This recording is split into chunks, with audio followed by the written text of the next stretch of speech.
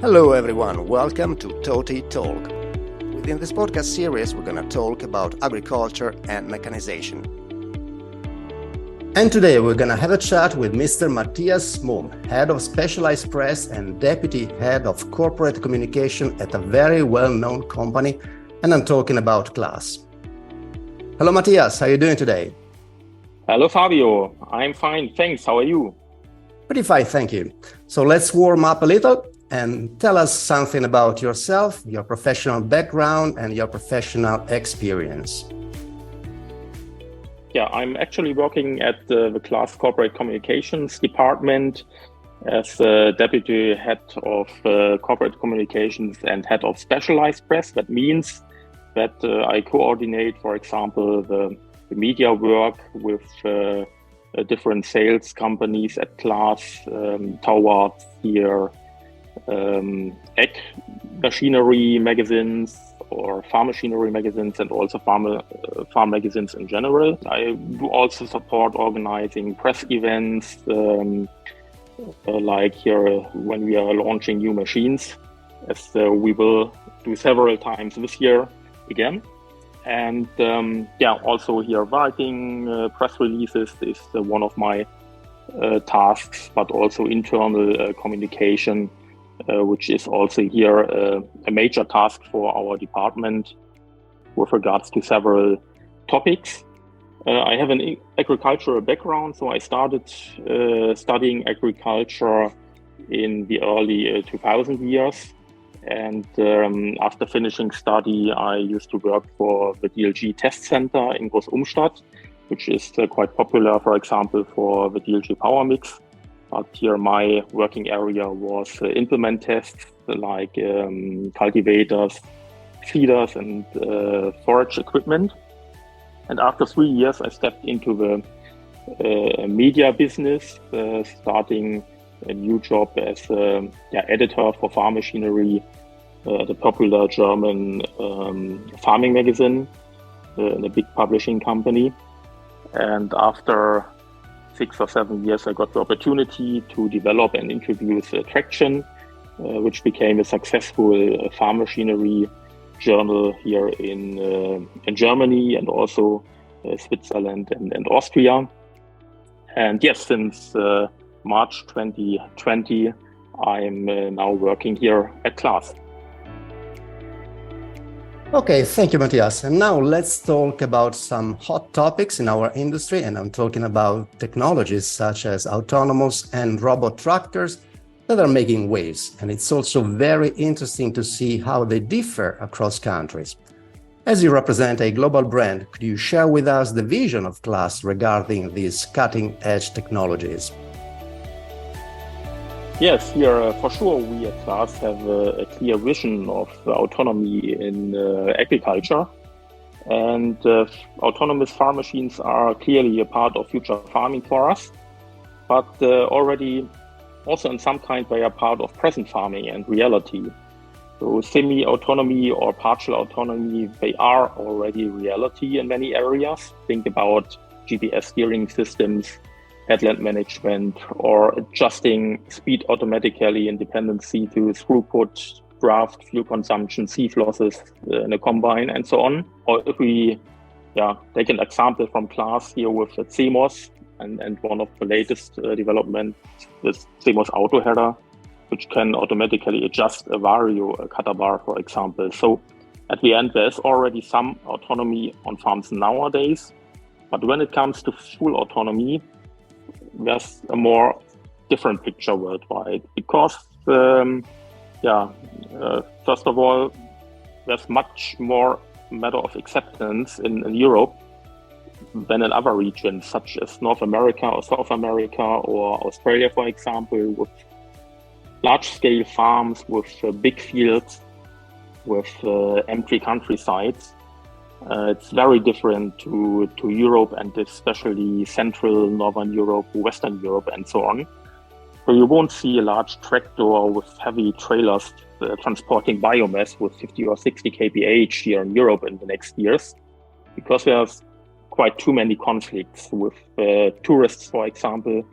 We have the smaller fields with moats, with small lakes with rocks, depending on the region. Yes, so in Central Europe, there are more challenges with regards to full autonomy. But in regions like North America, South America, Australia, it's not that big problem. But problem there is to find motivated and experienced labor. It's a big challenge for many farms. And I'm pretty sure that we will see big tractors with large implements working fully autonomous or in a master-slave system in a few years in these areas and countries, I'm sure. So size definitely matters in Europe.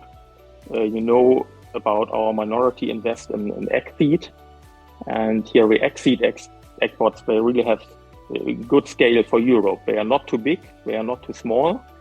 So these exports can do common works and replace an average tractor. But also smaller exports could play an important role in farming in the future, for example, for crop control or crop care applications.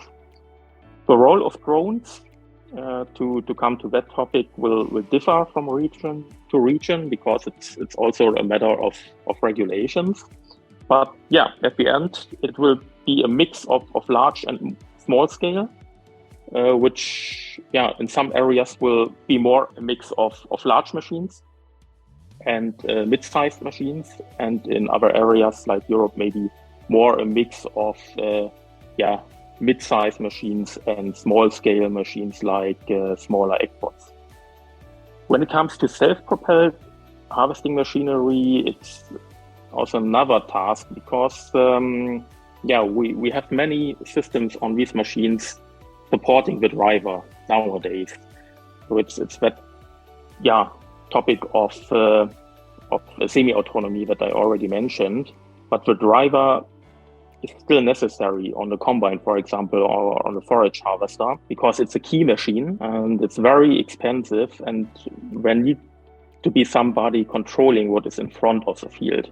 That is extremely important because the risk of damage when stones or other things might get into the machine is too high.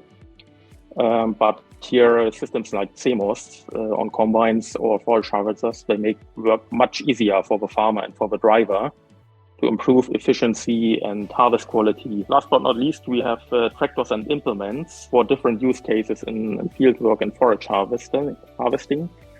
So we at CLAAS are also working on different use cases for tractors and implements. And in this area, collaboration is key. You know that CLAAS is not a classical implement manufacturer. We have implements such as mowers or tedders, for example, or rakes. But here we see many more use cases worldwide, especially in seeding and planting and cultivation, crop care, and so on. And for these working areas, the implement is the key. And so our future perspective in this area especially is that I already mentioned collaboration with implement manufacturers is becoming much more important in the future than it was in the past. We did big steps here with Isobus, for example, and with connectivity platforms, but we will improve and we will step forward, also using perhaps artificial intelligence. In a few years, we are taking part on several R&D projects as a partner. And it's mainly for onboard intelligence for sure, but onboard intelligence will also be a major key for full autonomy as well as for partial autonomy in the future. All right, and talking about technology, we should also say that they can be difficult and sometimes too difficult to approach. Do you also believe that one of the challenges for tractor manufacturers is making onboard technologies more user-friendly? Let's say maybe as easy as a smartphone. Yeah, that's right. Here, ease of use is one major task of our R&D departments and our engineering, because technology is getting more and more complex since years, especially with a lot of onboard intelligence, documentation, sensor-based control of many functionalities, not only on the tractor, but especially on implements. And we put high efforts into projects for new user-machine interface technologies also here CAP projects. And we started some collaborations also here with startups with a straight view to future HMIs and to future CAPs. And we always have to try to make things easier for the driver. And the CMOS, for example, on the tractor is one approach where technology really supports the driver to achieve the best tractor implement performance in the field. And all the driver has to do is follow the proposals and confirm or reject optimization proposals coming from CMOS. That's one example. But indeed, there is still a lot of work to do for tractor makers, or our industry must be a bit self-critical in some areas. So I personally see a lot of potential in handling of terminals, for example. So nearly each manufacturer has his own, let's say, digital language, his own graphical approach on terminals, which makes it sometimes difficult for drivers when they change from machine to machine, and especially between different brands. But I see that systems are coming more close together since years. And one important approach is to use the same operation tools on tractor, combine, or forage harvester.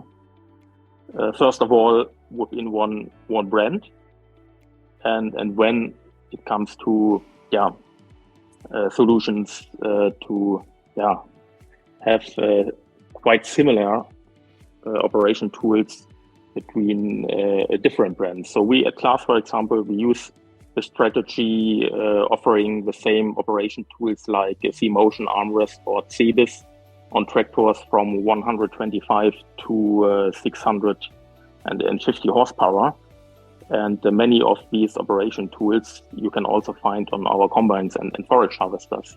And this makes it quite easy for a driver to change from a mid-sized tractor, for example, to a large tractor, or from a combine to a tractor, or from a combine to a forage harvester. But we will see progress continuing to even more user-friendly machines with more automation, with smartphone, you mentioned, is a good keyword. We as farm machinery industry, we have sometimes to look into other sectors like car or consumer industry, and to look with which technologies people get more and more familiar with. So decades ago, Microsoft Windows was really a game changer for everything and nearly everybody. And then Apple changed life and business with iPhone and iPad some years later.